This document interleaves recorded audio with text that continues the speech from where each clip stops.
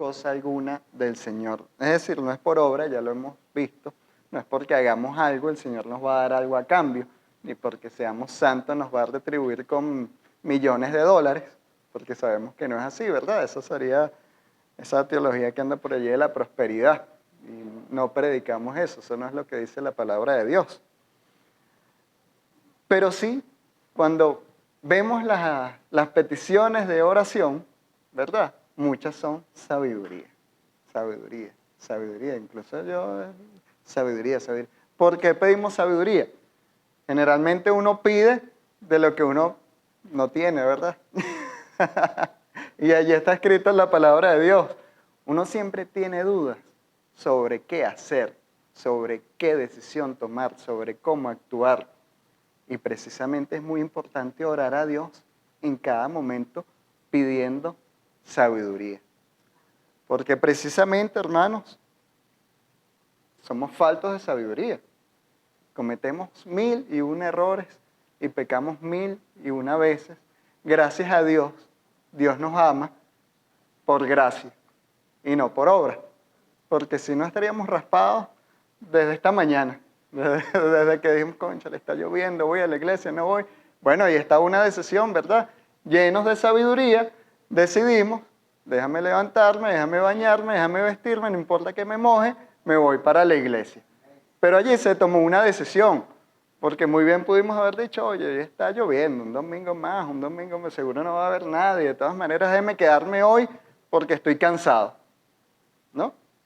Puede ser, es válido, cualquiera puede tener ese razonamiento. Pero entonces, ¿qué está guiando ese razonamiento si esa hubiese sido la pregunta? ¿El Espíritu Santo o la flojera?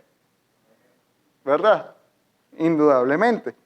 Entonces, qué importante es pedir sabiduría en cada momento. Nosotros hemos tenido, y esto es un examen para todos ustedes, hemos tenido las últimas 4 semanas, 4 prédicas excelentes. Unas directrices directas de cómo actuar. ¿Se acuerdan? Levantar los muros y no dejar ninguna fisura en ese muro para proteger a la familia, para proteger a nosotros mismos, que no entre el pecado por ninguna ranura. Después, construir el arca, que es Cristo Jesús que la construyó apenas con dos tablones, dijo mi hermano, ¿no? Me está diciendo que sí, esa es mi tarea, me aprendí las prédicas. Entonces, exhortaciones directas al grano. Después, ser luminares en el mundo, nos enseñaba el pastor Engelbert, siguiendo a la verdadera luz del mundo, que es Cristo Jesús. Y la del domingo pasado, ser dignos súbditos de un reino inconmovible. Y esa prédica nos dio muchas exhortaciones de cómo actuar, de cómo actúa un digno súbdito de un reino inconmovible, es decir, servirle a nuestro Señor Jesucristo.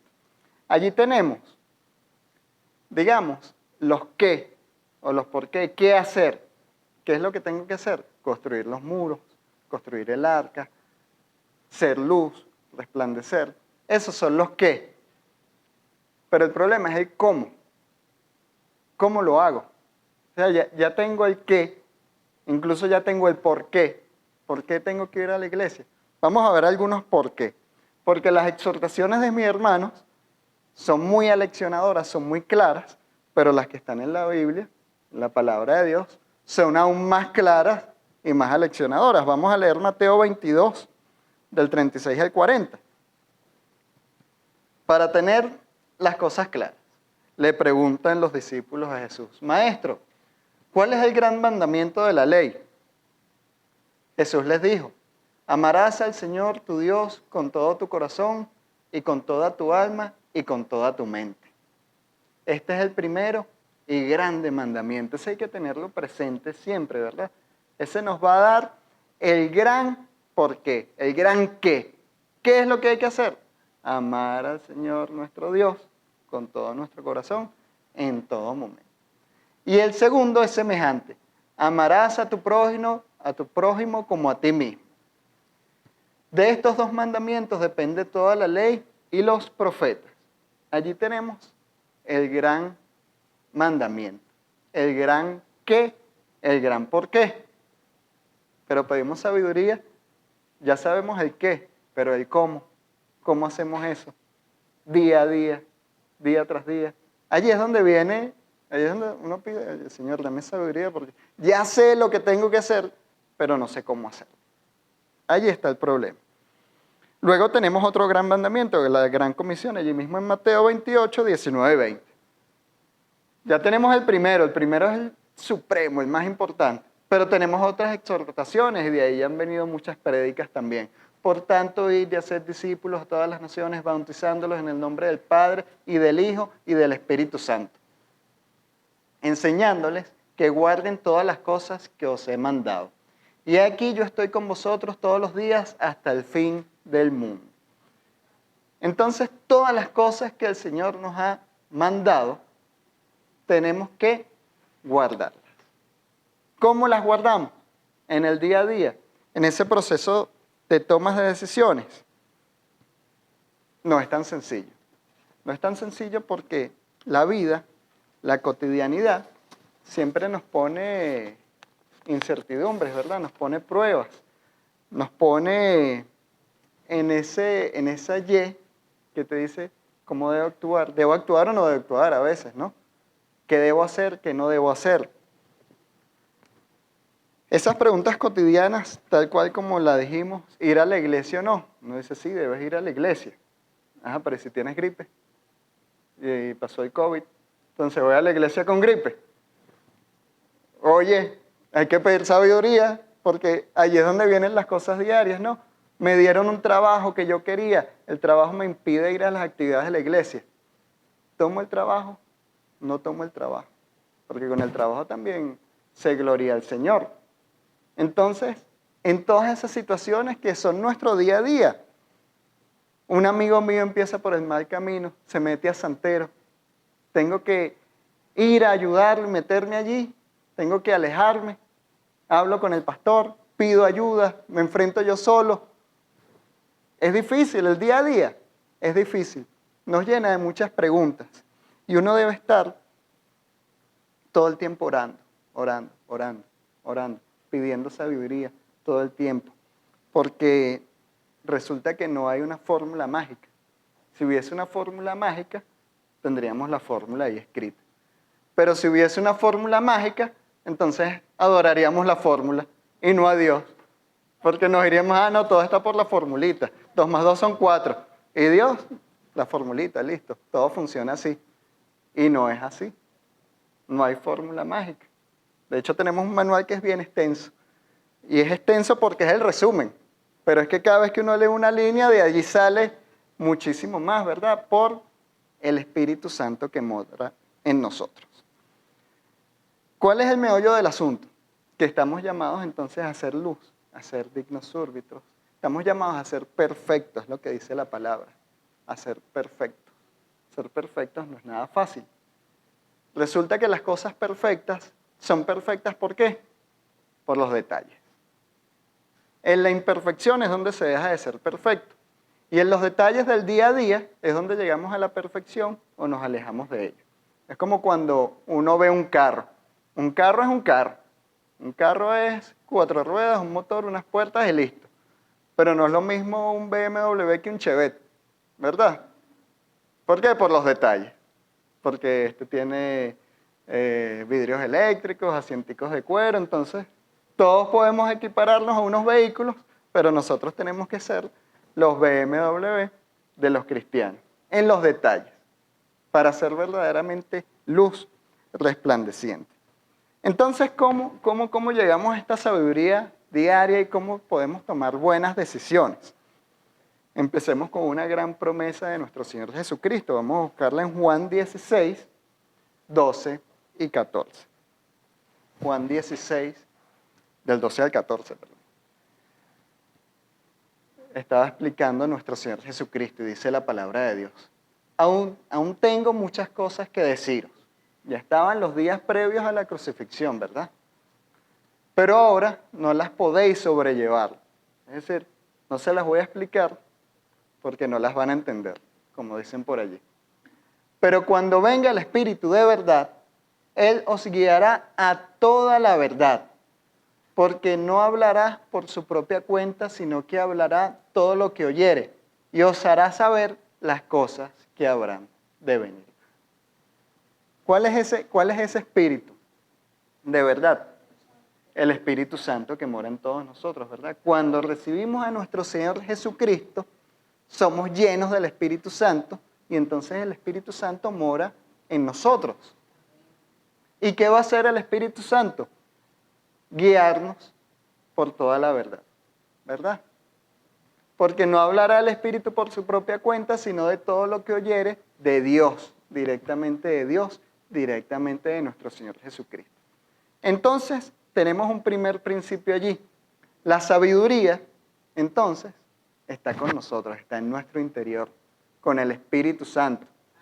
Pero ¿qué pasa? El Espíritu Santo hay que exaltarlo también, hay que buscar la manera de que de verdad tengamos la certeza de que estamos siendo guiados por el Espíritu Santo y no por nuestras emociones, por nuestros pensamientos, por nuestro propio criterio, como dice Proverbios, ¿verdad? Proverbios también lo dice. ¿Ok? Y fíjate qué interesante la parte final del versículo, mi hermano. Dice, hablará de todo lo que oyere y os hará saber las cosas que habrán de venir. ¿Quién no quisiera saber las cosas que habrán de venir? O sea, es básicamente como predecir el futuro. Entonces, una pregunta, ¿podemos predecir el futuro? Sí, sí, porque allí lo dice. El Espíritu Santo puede. Les voy a dar un ejemplo de quién puede predecirle el futuro. Nuestras madres. No te subas ahí porque te vas a caer. ¡Pum! No se caía. No corras que el piso está mojado. ¡Fum! ¡Pam! No se caía. Bueno, ahí está. ¿Verdad? Eso es de alguna manera predecir el futuro por experiencia. En ese caso es por experiencia. En nuestro caso va a ser por el Espíritu. No te alejes de Dios. ¿Por qué? Ya tú sabes. Ya tú sabes. ¿Ok? Acepta al Señor Jesucristo como tu único Salvador. ¿Por qué? Porque lo que te viene, hermano, es perdición. Lo que te espera no te espera la vida eterna. Te espera acá. Eso, hermano, es discernimiento. Eso es sabiduría que nos da el Espíritu Santo para saber las cosas que han de venir. Entonces nosotros de alguna manera sí podemos saber en función de la sabiduría que tenemos por el Espíritu Santo las cosas que nos han de venir en el futuro, en la vida eterna. Para quienes hemos recibido a nuestro Señor Jesucristo, pues vendrá amor, misericordia, salvación en la vida eterna, ¿verdad? Y para quienes no, no. Entonces, ahora sí el versículo siguiente, mi hermano, para finalizar. Él me glorificará porque tomará de lo mío y os hará saber. Es decir, algo para saber si la decisión que estoy tomando está guiada por el Espíritu Santo, es que glorifica al Señor. Cualquier decisión que yo tome, cualquier acción que yo tome, si estamos glorificando al Señor, eso es una decisión sabia. Esa es una decisión guiada por el Espíritu Santo a la luz de las Escrituras. Proverbios 3, 5 y 7. Y es la exhortación que nos da el libro de Proverbios. Fíate de Jehová de todo tu corazón y no te apoyes en tu propia prudencia. No seas sabio en tu propia opinión, teme a Jehová y apártate del mal. No ser sabio en nuestra propia opinión a veces es difícil. Es difícil porque algunas veces, hermanos, nosotros tomamos decisiones sin consultarle al Señor. Tomamos decisiones en base a nuestra propia opinión. ¿Qué sucede? Eso trae unas consecuencias, porque después de que tú tomas la decisión, entonces ya estás, digamos, metido en la situación. Vamos a llamarlo así, en la situación. Y cuando tú estás metido en la situación, si esa no era la voluntad del Señor y tú estás metido en un problema, entonces ahí sí tú empiezas a orar al Señor. Pero lo estás haciendo tarde, lo estás haciendo a posterior, ¿verdad? Tomaste la decisión, te metes en el problema y ahí sí empiezas, Dios, Señor Jesucristo, ayúdame, no sé por qué me pasa esto, ¿no? Y entonces, ¿por qué no oramos desde el principio? Entonces, es un hábito que tenemos que tomar como propio de orar al Señor antes de tomar alguna decisión. Antes de tomar alguna decisión para afrontar una situación. Y allí viene el meollo del asunto. Las situaciones que enfrentamos en la vida. Esas situaciones y esas decisiones. Nosotros afrontamos día tras día situaciones. Todos los días hay una situación. Un poco buena, un poco no tan buena. Pero todo momento hay una situación y eso lo permite así nuestro Señor Jesucristo. Esas situaciones tienen 3 leyes fundamentales. Primero, una ley de que dependemos de Dios y de más nada. Depender de Dios, aprender a depender de Dios. La segunda es la ley de obediencia. Tenemos que ser obedientes a nuestro Dios. Y la tercera es la ley del cambio. La situación cambia constantemente, nunca es igual. Entonces, eso es un tema difícil de aprenderlo. Porque si yo todos los días me levanto y agarro el autobús y el autobús está allí todas las mañanas a la misma hora, pues se vuelve un hábito y uno entonces deja de orar. Porque yo ya sé que me levanto y el autobús está allí, entonces ya para qué voy a orar si yo ya sé que me levanto y el autobús está allí. Y allí es donde empezamos a debilitarnos en estas 3 leyes. Estas 3 leyes las quiero explicar con ejemplos. Vamos con la primera, la ley de la dependencia. Dios quiere que dependamos de Él. Vamos a buscar en Éxodo 16, vamos a leer del 15 al 28. Yo lo voy a leer por aquí. Éxodo 16,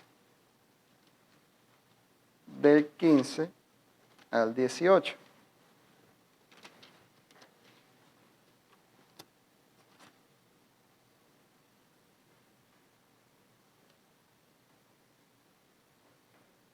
¿Lo tienes allí? Ok, muy bien. Y viendo los hijos de Israel se dijeron unos a otros. Gracias, hermano. ¿Qué es esto? ¿Cuál es la situación? Acaban de salir de Egipto, ¿verdad? El Señor los ha liberado y llegaron a donde? Al desierto. Con hambre, con sed, con necesidad, cansados. Porque no sabían qué era. Era el maná, ¿verdad? Entonces Moisés les dijo, es el pan que Jehová nos da para comer. Esto es lo que Jehová ha mandado. Recoge de él cada uno según lo que pudiere comer. Un gomer por cabeza. Un gomer es una medida equivalente a 2,5 kilos más o menos. Conforme al número de vuestras personas, tomaréis cada uno para los que están en su tienda. Y los hijos de Israel lo hicieron así. Recogieron unos más, otros menos. Y lo medían por gomer y no sobró al que había recogido mucho, ni faltó al que había recogido poco. Es decir, la medida estaba perfecta. Según la sabiduría de Dios, todos tenían lo necesario. Y les dijo Moisés, ninguno deje nada de ello para mañana. Mas ellos no obedecieron a Moisés, sino que algunos dejaron de ello para el otro día. ¿Y qué sucedió? Y crió gusanos y hedió. Y se enojó contra ellos Moisés. Y lo recogían cada mañana, cada uno según lo que habían de comer. Y luego el sol se calentaba y se derretía. ¿Qué sucedía? ¿Qué era lo que el Señor no quería? Que ellos guardaran el maná, lo guardaran, ¿saben? En su cava, no había nevera, pero es el equivalente a que lo guardaran en el congelador y ya tenemos el alimento. ¿Para qué? Para no depender de Dios. Porque si Dios no lo manda mañana, mejor yo lo tengo guardadito aquí. La duda, ¿verdad? Y es lo que decía, no dudes de nuestro Señor Jesucristo. Entonces ellos, en cierta manera, no tenían una confianza plena en el Señor. No tenían confianza en que al día siguiente iba a estar el maná allí de nuevo. Entonces, ¿qué decían? Vamos a guardar, por si acaso, aquí tenemos guardadito. Y entonces, de allí parte el primer principio. Dios quiere que dependamos de Él. Que no tengamos un plan B guardadito allí por si Dios falla. Porque es que resulta que Dios no falla. Pero nos cuesta a veces depositar toda nuestra confianza plenamente en el Señor. Y entonces déjame ver qué puedo hacer yo. Déjame ver cómo puedo resolver yo aquí por si acaso. Déjame hacer esto que lo otro para por si acaso. Entonces ese por si acaso ya está en contra de la primera ley. que es depender únicamente de nuestro Señor Jesucristo. Porque Él ha prometido que ninguno de nosotros mendigará pan, ¿verdad? Y entonces, en la situación en la que yo tengo cierta necesidad, yo no puedo ir a buscar pan en el lugar equivocado, ¿verdad? Porque eso sería... Y cuando tenga la necesidad va a estar la tentación allí. Mira, aquí tengo pan. Este sí lo puedes guardar, ¿oíste? ¿Y uno qué? A orar, a saber que esa situación la ha permitido el Señor para que aprendamos a depender de Él.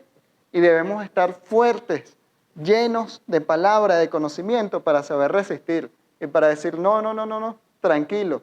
Yo dependo de mi Señor Jesucristo, yo no necesito nada de nadie. Solo confío en mi Señor Jesucristo. Ese es el primer principio.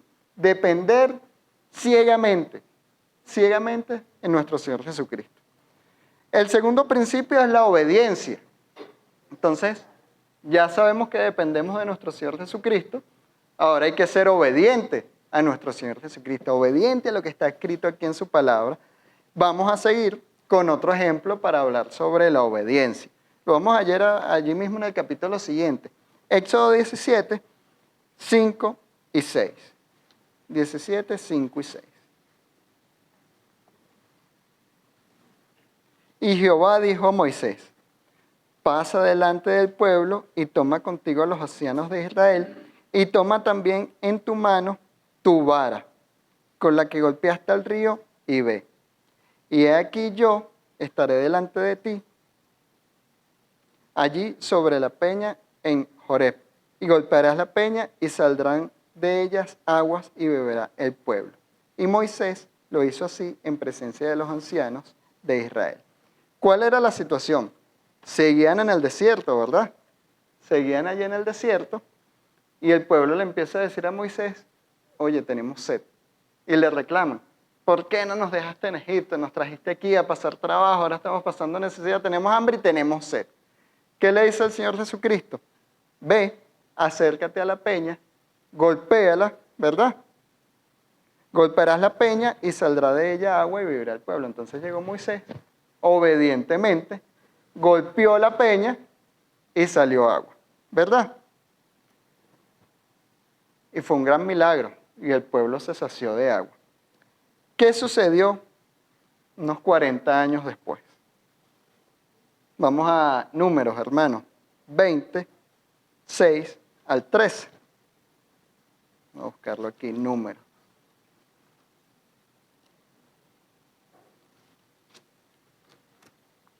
Números 6 al 13. Números 20, del 6 al 13. ¿Ok? Y se fueron Moisés y Aarón delante de la congregación a la puerta del tabernáculo de la reunión. ¿Qué sucedió? Estaba sucediendo la misma situación 40 años después. El pueblo todavía seguían en el desierto y el pueblo seguía recriminando, tenemos sed, estamos pasando necesidad, y le recriman a Moisés, oye, tenemos sed, ¿verdad? ¿Y qué dice? Se fueron Moisés y Aarón delante de la congregación a la puerta del tabernáculo de reunión y se postraron sobre sus rostros y la gloria de Jehová apareció sobre ellos, ¿verdad? Qué bello. Y habló Jehová a Moisés diciendo, toma la vara y reúne a la congregación tú y Aarón, tu hermano, y hablad a la peña a vista de ellos, y ella dará su agua y le sacará aguas de la peña, y dará de beber a la congregación y a sus bestias. ¿Qué le había dicho hasta ese punto Jehová? Vamos a volver. Que le hablara, ¿verdad? Le dijo, habla a la peña. Dice, y hablad a la peña a vista de ellos. Habla a la peña, ¿verdad? Él en el pasado había golpeado a la peña. Ahora Dios le dice, háblale a la peña. Prácticamente dice, no la golpeé. Bueno, sigamos leyendo entonces. Entonces Moisés tomó la vara delante de Jehová como él le mandó. Y reunieron Moisés y Aarón a la congregación delante de la peña y les dijo, oíd ahora, rebeldes, os hemos de hacer salir aguas de esta peña. Entonces alzó Moisés su mano y golpeó la peña con su vara 2 veces. ¿Qué le había dicho Dios? Háblale a la peña. ¿Qué hizo Moisés? Golpeó la peña como ya lo había hecho, porque yo ya me acuerdo de esto, yo esto ya lo viví. Eso era pam, pam, y salía el agua. Aquí llegó él de nuevo. Pam, pam, y efectivamente salió agua. Salieron muchas aguas y bebió la congregación y sus bestias. Y Jehová le dijo a Moisés y a Aarón, por cuanto no creíste en mí para santificarme delante de los hijos de Israel, por tanto, no meteréis esta congregación en la tierra que les he dado. Estas son las aguas de la rencilla, por las cuales contendieron los hijos de Israel con Jehová, y él se santificó de ellos. Entonces, qué importante es obedecer a Dios, ¿verdad? Es decir, algo que parece, ¿quién diría? Oye, no fue gran pecado, pues dijo que le hablaba y le pegó. Bueno, pero es que Dios es sumamente estricto con sus mandamientos, es un Dios celoso. Entonces uno no puede, digamos, flexibilizar un poquito las cosas. No puede decir, bueno, pero al final era lo mismo, el objetivo era que saliera el agua. Y el objetivo era que Dios se glorificara. Bueno, resulta que no es tan sencillo. Resulta que hay que ser sumamente obediente, tal cual al pie de la letra de lo que está escrito aquí en la palabra. O sea, no le puedes cambiar ni una comita. No le puedes cambiar que camina derechito. Bueno, pero un poquito sea igualito, como que llegamos al mismo lado. No se puede. No se puede, mi hermano. Así de sencillo. Obediencia al 100%, más obediente que un militar, digámoslo así. Así que todo el mundo sabe que la escuela militar es muy estricto. Y si tú te equivocas un momentico, te meten tu regaño y te meten en una fosa o lo que sea.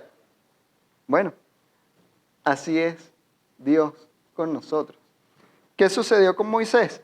Estaba en piloto automático. No escuchó bien, no tuvo el detenimiento de escuchar detenidamente la instrucción que le había dado Jehová. Y en el piloto automático, aparte de siervo de Dios, decía, yo soy el siervo de Dios, se le acababa de aparecer la resplandeciente luz del Señor que le daba instrucciones. Bueno, el piloto automático hizo lo que él pensaba que tenía que hacer y resulta que se equivocó. Y vivió las consecuencias en carne propia allí mismo. No pudo ingresar a la tierra prometida. Y allí empieza entonces la tercera ley, la ley del cambio. Era una situación similar, pero entonces Dios la cambió. Le cambió un detallito. ¿Para qué? Para que no te aprendas la fórmula. Te está diciendo, hermano, no te aprendas la fórmula. Aquí no hay fórmula. Cuando yo quiera, cambio las condiciones. Cuando te sabes todas las respuestas, cambio todas las preguntas. No hay fórmula. La fórmula es obedecer. Esa es la fórmula. Entonces, la ley del cambio. ¿Qué nos está diciendo el Señor Jesucristo? Voy a cambiar las cosas a cada rato. A cada rato lo voy a cambiar. Para que en ningún momento tú piensas que te levantas en la mañana y está la camionetica ahí todos los días tal cual. Porque si no, entonces no dependemos de nuestro Señor Jesucristo, que era la primera ley. Vamos a ver un ejemplo específico para esta ley del cambio. Dios dice que David tenía un corazón recto, ¿verdad? Un corazón conforme a él. Vamos a ver cómo actuaba David. Vamos a leer 2 Samuel 5, 17. Vamos a leer hasta el 25, pero vamos a ir poco a poco. ¿Ok? Oyendo los filisteos que David había sido ungido por el rey sobre Israel. Pongámonos en contexto entonces. David ha sido ungido rey. Está en una posición de poder, digámoslo así, exaltado, porque digamos que le estaba yendo bien. Pues ahora es el rey. Después de todo lo que había pasado en 1 Samuel, que bueno, es uno de mis libros favoritos, ¿no? Entonces ya es rey. Ya está en una posición fuerte y digamos, oye, ya tengo el reinado. Subieron todos los filisteos para buscar a David. Y cuando David lo oyó, descendió a la fortaleza. Es decir, venía la batalla, venían a buscarlo, venían por él, ¿no? Y vinieron los filisteos y se extendieron por el valle de Refaim. Entonces, ¿qué hizo David? Bueno, él sí sabía, ¿verdad? Consultó a Jehová, diciendo, iré contra los filisteos. Es decir, me están rodeando, soy el nuevo rey, viene la pelea. Iré contra ellos, le pregunta. ¿Los entregarás en mi mano? Fíjense ese principio de dependencia de Dios. Él no está diciendo, aquí voy con mi ejército, nosotros somos más, entrenamos más, tenemos mejor armamento. Él le dice, tú los vas a entregar en mis manos. O sea, esa humildad, esa dependencia de David con Dios, ¿verdad? Y después en ningún momento no hay exaltación, porque si salen victoriosos, ¿qué va a decir? Jehová los entregó en nuestras manos. No va a decir, oye, qué bien lo hicimos, vale, vamos a seguir entrenando. No, ¿verdad? Y Jehová respondió a David, ve, porque ciertamente entregaré a los filisteos en tu mano. Qué sabroso tener esa respuesta de Dios, ¿verdad? Si uno va confiado donde sea, imagínate. Bueno, pero es que eso está en las promesas, ¿verdad? Que nuestro Señor Jesucristo nunca nos va a abandonar. Y entonces hay que tomar posesión de esa promesa e ir valientemente a enfrentar lo que tengamos que enfrentar, siempre y cuando lo hayamos consultado y sabemos que estamos yendo donde tenemos que ir. No nos vayamos en la dirección contraria. Muy bien, seguimos entonces. Y vino David a Baal Perasim, y allí los vencieron. Allí los venció David y dijo, quebrantó Jehová a mis enemigos delante de mí. Él le da toda la gloria, toda la honra a Jehová. Como corriente impetuosa. Por esto llamó el nombre de aquel lugar Baal Perasim. Seguimos. Y dejaron allí sus ídolos y David y sus hombres los quemaron, como debe hacerse, ¿verdad? Y los filisteos volvieron a venir. Es decir, salimos victoriosos, hasta quemamos sus ídolos, ganamos. Tiempito después, póngale unos días después, volvieron, o sea, se retiraron y volvieron. Ajá, no aprenden. Si vienen, si a mí me pasa lo mismo, los acabo de vencer, vienen otra vez, que hubiese ido yo en mi propio entendimiento, en mi propia concupiscencia. Vamos a atacarlos porque Jehová nos está respaldando, porque si ya los vencimos una vez, los vamos a vencer 2 veces. Hermano, se hubiese hecho yo, sinceramente. Pero ¿qué hizo David? Vamos a ver. Y consultando David a Jehová, había que consultar de nuevo. ¿Por qué? Porque la situación cambia, siempre cambia. Misma situación, mismo lugar, mismos enemigos, poquitico tiempo después, y la instrucción puede no ser la misma. Entonces, yo de verdad, de impulsivo, me hubiese lanzado porque ya Jehová nos dijo, vamos de nuevo. Error. Me hubiese metido en tremendo problema. Él le respondió, no subas, sino rodéalos y vendrás a ellos enfrente de las balsameras. Entonces ahora, digamos, no tenía yo que ir a pelear de frente como lo había hecho la vez pasada, sino que ahora tenía que rodearlos. Adelante. Y cuando oigas ruido como de marcha por las copas de las balsameras, entonces te moverás, porque Jehová saldrá delante de ti a herir el campamento de los filisteos. Y David lo hizo así, como Jehová se lo había mandado. E hirió a los filisteos de Geba hasta llegar a Geser. Entonces, hermanos, el principio del cambio. Las situaciones son cambiantes. Las situaciones pueden parecer muy parecidas, muy similares a algo que ya habíamos enfrentado en el pasado y de lo cual habíamos salido victoriosos porque el Señor nos había respaldado. ¿Vuelve a suceder algo similar? Y resulta que la respuesta puede que no sea la misma, puede que sí, pero puede que no. Entonces tenemos que volver siempre a consultarle al Señor. Si voy a ir a la batalla o si esta vez tengo que retirarme y quedarme quietecito. Entonces son 3 principios. Los tienen allí, ¿verdad?